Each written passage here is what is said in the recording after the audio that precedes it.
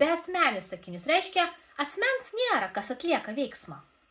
Mhm. Taip? Ir lietuviškai mums užtenka pasakyti netgi tiesiog gražu. Bet anglų kalboje tu atsimeni, kad yra žodžio tvarka.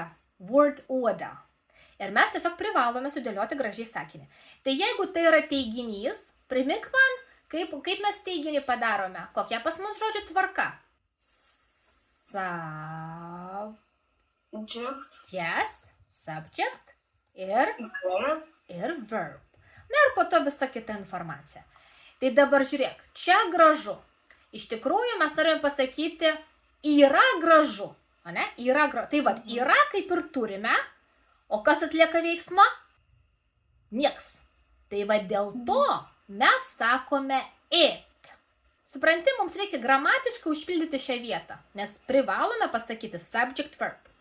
Dėl to vietoj to subject veikėjo sakome it. Ir gaunasi, tai yra gražu čia. It is nice here. Tai čia mes taip padarėme beasmenį teiginį.